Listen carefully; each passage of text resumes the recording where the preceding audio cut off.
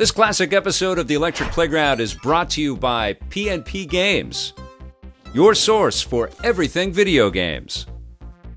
Support the partners that support Electric Playground. Remember, this episode first aired in 2000.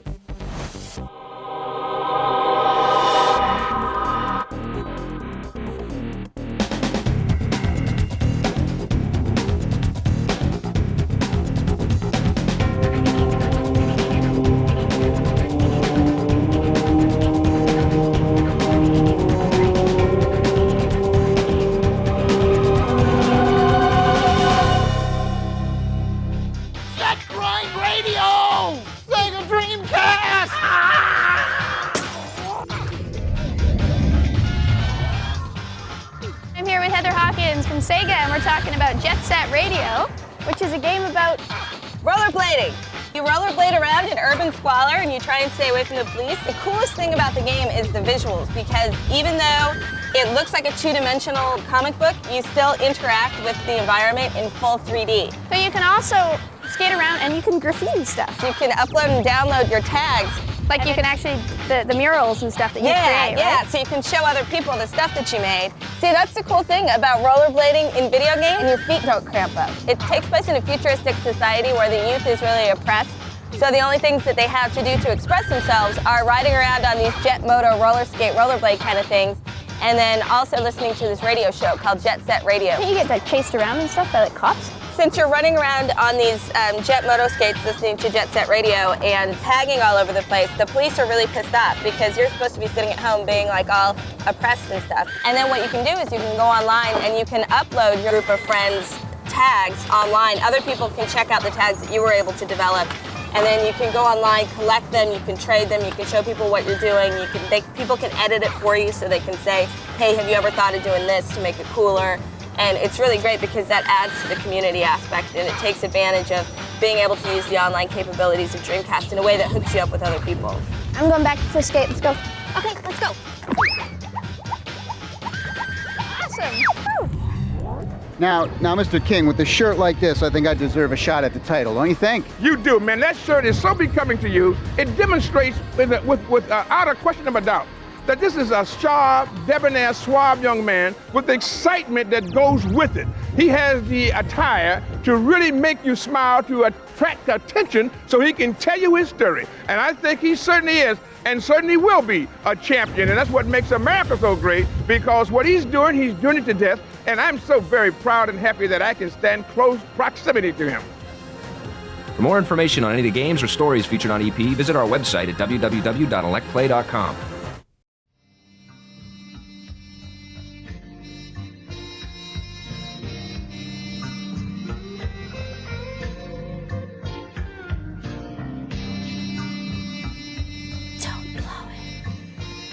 Oh, hey, I'm Lee from PNP Games, and welcome to Don't Blow It, a dating advice segment where I'm also going to show you how to clean your cartridge video games.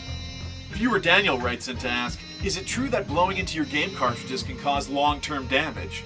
Also, should I ask out my best friend, knowing that if she doesn't reciprocate my feelings, it could ruin the relationship? Thank you, Daniel. Somebody got a word of the day calendar for Christmas. Your video game cartridges require proper time and TLC, just like any relationship does. And while it's true blowing into your carts can lead to short-term gains, it can also lead to long-term erosion. The same erosion you're worried about in regards to asking out your friend. Here's what you do. Oh, geez, sorry, dude. I didn't know anybody was still in here. No, it's okay. I'm used to it by now. Hey, sick games, man. You sell them someplace? Shop pnpgamesonline.com. Join the XP loyalty program and enjoy free shipping on all your favorite games on orders of 65 Canadian dollars or more. Play forever. Alright, dude. Good luck with your seance or whatever. Thanks.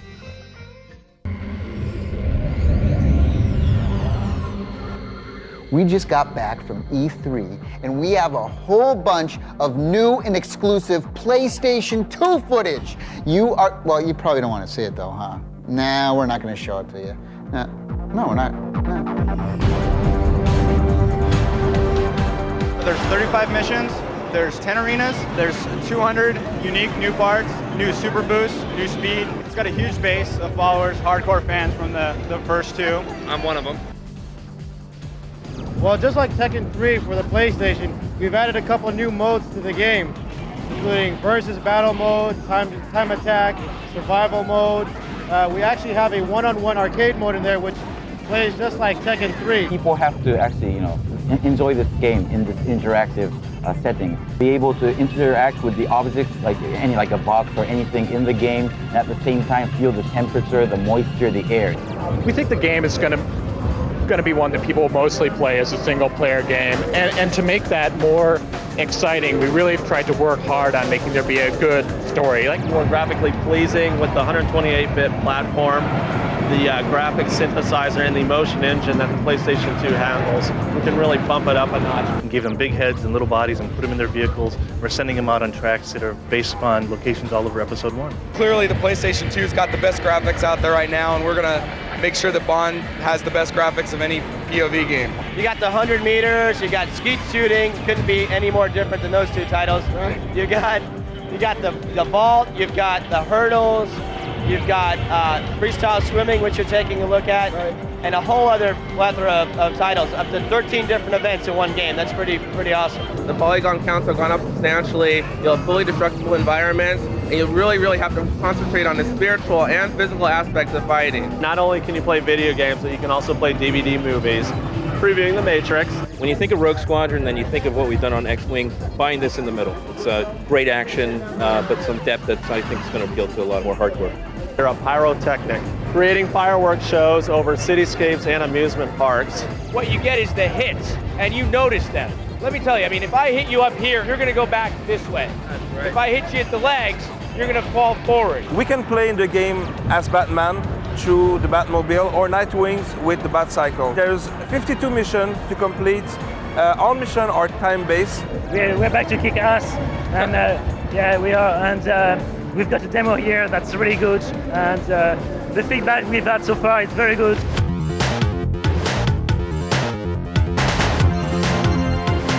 What's really neat about this game is the actual characters talk to each other. Like in Diddy Kong, the characters talked. Yeah. But now, like Mickey will talk to Donald, Donald will talk to Pete, Piggy will talk to Daisy.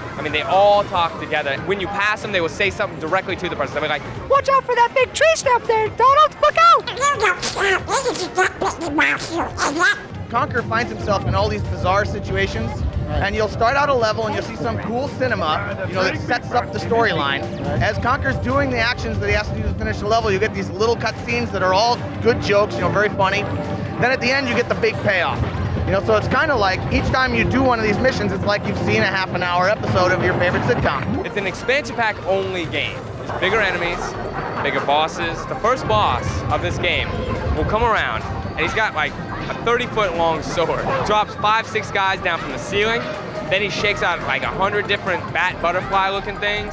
And then this wall of fire comes up. And he's attacking you while all these other things are attacking you, all at the same time with no slowdown. It's a little less sim-oriented, better for the casual fan who just wants to be able to hit, go up and hit, not worry about statistics too much. A lot of faster gameplay, so there aren't as many intervals between pitches and between innings. So it's a faster gameplay. You also see when he hits the ball, blue streak if it was hit kind of hard, red streak if it's hit really hard. These controllers haven't been put down in the last 3 days. Yeah, every time we've looked over, there's a huge crowd around this. Oh yeah, it's because it's so much fun. There's a new character that's just released, the Bad Luigi. It's like Wario and Mario. Okay. Now there's Luigi and Waluigi.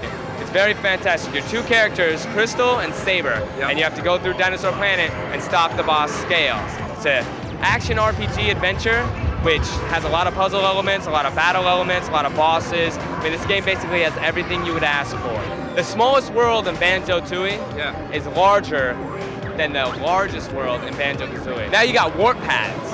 Like the cauldrons before, now you can step on the warp pad and it'll bring up a list of all the places you've been, and you can just choose it and go. And you can split apart now. Banjo can go off in his way, and Kazooie can go off on her way, and they can battle other bosses separately or together. You get special moves, like Banjo by himself can throw his backpack over his head and go underwater so he can hold the air or like capture enemies in his backpack. Where Kazooie doesn't have to stop and land when she's flying anymore because she doesn't have a big bear to carry along. This next segment is brought to you by the letter M.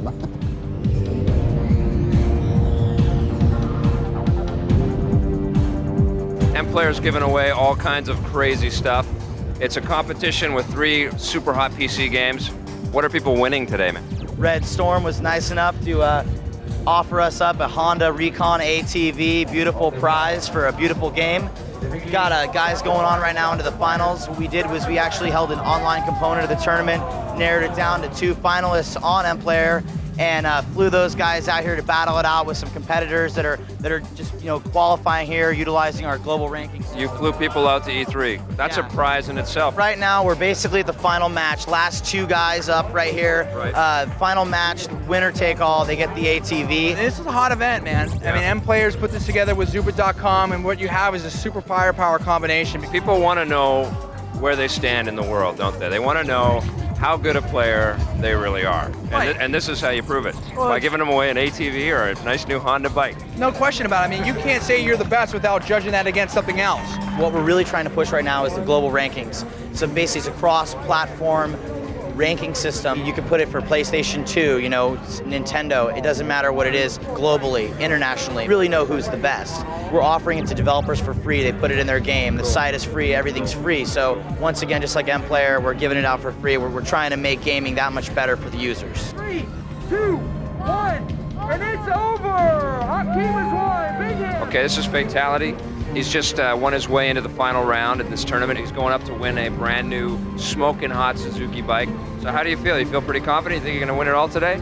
Yeah, I'm pretty confident now. I'm past the free-for-alls in the one-on-one bracket, so one-on-one's where I'm at. 5, 4, 3, 2, 1, and that's it! 2-10! Unbelievable match. Fatality wins it. Fatality wins it. You did it, man. That was an amazing set of play. Huh? That was very good.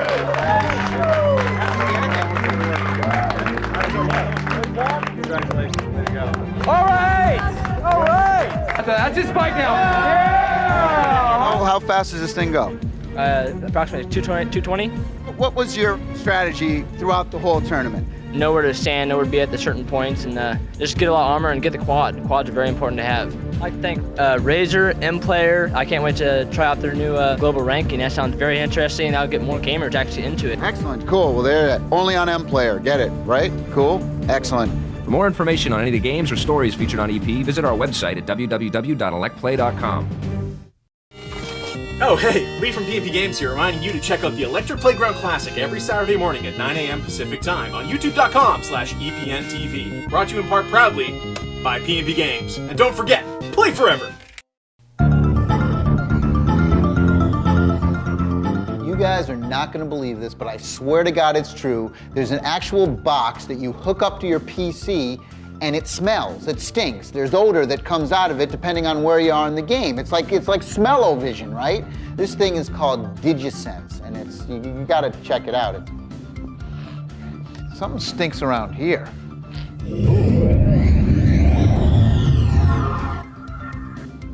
Hi, I'm with Joel Bellinson, who is the CEO and co-founder of a new company called Digisents. They've got a technology called iSmell, and we're going to find out all about it today. How you doing, Joel? Wonderful.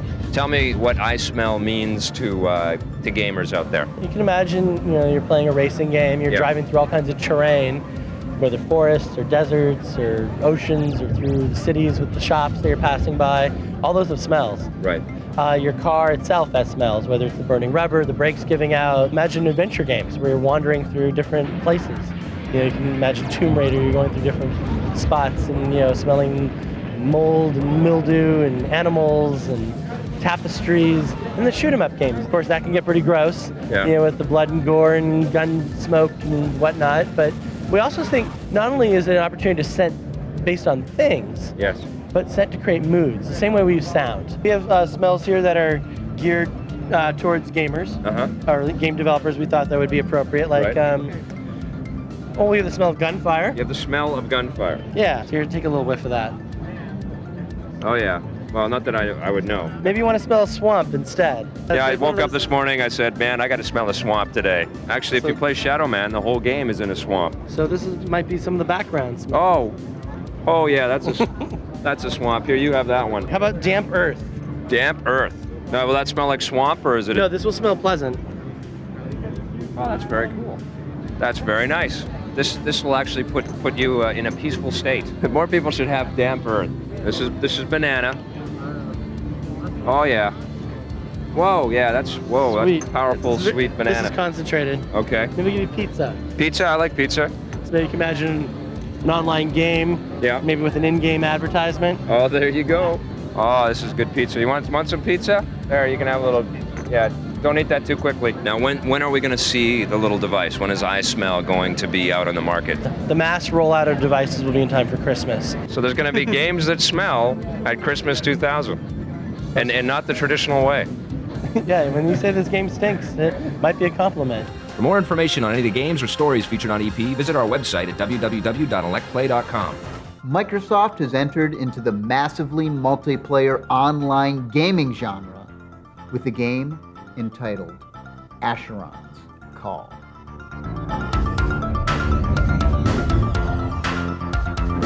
So I'm here with Scott Harrington from Turbine Software, producer of Asheron's Call. It's a massively multiplayer game. We've got about 3,000 people per world, and we've got multiple shards of the world set up. We keep introducing new content every month. So this month, for instance, we introduced colored lighting, half a dozen new characters, some new weapons, a couple of new quests for people to go on. And so rather than having to wait, a year and a half to go out and buy a small upgrade where they get maybe some extra areas to explore, or an extra character, or an extra quest to go on, they get that every month with Asheron's Call. I know you have games like Baldur's Gate and EverQuest. How do you deal with the competition? You try and stay one step ahead. The events and the streaming in of new stuff is one of the ways we've done that our competitors can't do. And I've looked at other 3D engines, and I think right now the technology that we're working on, there isn't anything else out there that's comparable. We're as good, if not better, in every area. What is the greatest challenge in producing a massively multiplayer online title? Not pissing everyone off. I figure if our fans are equally mad on different sides of an argument, that's about the best I can hope for. And tell me about the user feedback and the fan sites out there. I'd love to see players outside of the game communicating, arguing about things they like, things they hate. And you find a lot of people actually hooking up kind of outside of the game and taking the bond that they've got within the game, bring that out to the rest of the net. So we're proving that gaming can be social. Yeah, and then some of them are actually bringing that even beyond the game. So it's people from within the game getting together on the internet, and then getting together actually in real life to do something for a good cause. We had an allegiance in the game, for instance, over Christmas, raised like $500 or $600 for charity in Michigan. What are some of the things you want to see implemented in that style of game that's going to make it more immersive? I'd like to see players be able to create more of the content, to really be able to alter the world that they're in, so they can build things, they can destroy cities, they can excavate if they wanted to, and really provide content and things to do for each other. Well, thank you very much, Scott. It's always a pleasure to talk to you. You're watching Electric Playground, and we'll be right back after this. Lee from PMP Games here. What do you think buying video games is going to be like in the year 2020? Someday, you might not even have to leave your home to purchase video games. Someday, you might not be able to hold the games you purchase in your hands either. Hey! Whether you can visit us at one of our retail locations in Winnipeg or online at pmpgamesonline.com, we appreciate your support as we support Victor and the Electric Playground Classic. Another classic episode of EP is coming up next week, so play it loud and play forever. So here's the deal. You missed your train, you don't know when the next one's going to come. You got to think of something to do. Well, here's something to do. It's called Rampart. The game is based on an old 80s arcade game from Midway. And what makes it different is that it's kind of like a puzzle game, like a Tetris-style game, mixed with an early real-time strategy game. You've got different shaped blocks that you've got to place in a position and build castle walls. The bigger your castle wall, the more cannons you can place. The more cannons, the more cannonballs on the enemy that are coming by in ships, trying to blow you up as well. Game's really fun, but because of this direction pad, it's very tough. It used to be played with a trackball in the 80s, and I miss it here. Even still, I think Rampart's a lot of fun, and I'm going to give it 7 out of 10.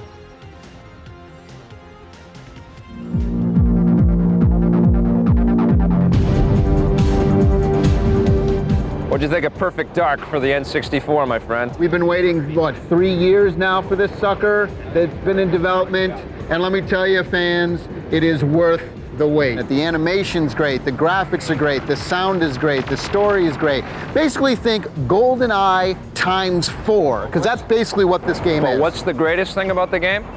Multiplayer. If I wanted to play multiplayer by myself with 7 other computer players, some easy, some medium, some hard, and some super freaks, I can do that. She's got to infiltrate the Datadyne Corporation, find out all this information about an alien infiltration. You have to steal an alien in this game. How cool is that? Oh, it's so brilliant. Sound is absolutely amazing. The music, absolutely incredible. The music is great, but there's a couple of moments where it gets a little bit cheesy. You can pop a guy anywhere and he'll completely react to wherever you hit him. I give this game a 9.9. Wow, I think that's really high. That's boom. This is probably, could be the game of the year. My favorite part of the game is the alien. Being able to play as those little alien creatures at the end is so much fun. Absolutely incredible.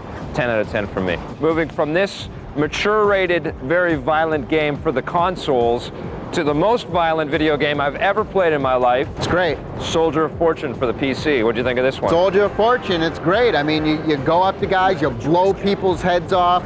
This is not a game that you want your kids anywhere around. And on the front of the box, it says, look, this game is mega violent. This game is about upping the ante with the gruesome. I mean, this is basically an anatomy lesson. You can pinpoint shoot any position on a human body and blow it off. What you do is you take a smaller gun and you shoot him in the leg. Then you can take your shotgun and you take his head off. It's the best. I'll tell you what creeps me out about this game. Okay. It's got the Soldier of Fortune license on it. Their whole idea behind this game was to get as realistic as possible. People are gonna love this. Personally, I didn't need to see it. If you like Saving Private Ryan, you can't say crap about this game. No. Soldier of Fortune, it promotes you can say the same thing about Saving Private Ryan was an anti-war film. This is going to be the game that people sit around and talk about and discuss. I was disturbed by it. If you don't like violent video games, don't get this game. You'll hate it. If you love violence in video games, get it, because this is the best one.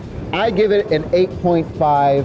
I can't recommend it. I'm going to give it a 4 out of 10. I can't recommend it. That's a completely unfair score. It's an 8.5. Let's talk about Rayman 2. What did you think of that? Okay, now getting to stupid little Rayman cartoon 2 for games, the Dreamcast. I give it a 4 because the character's dumb.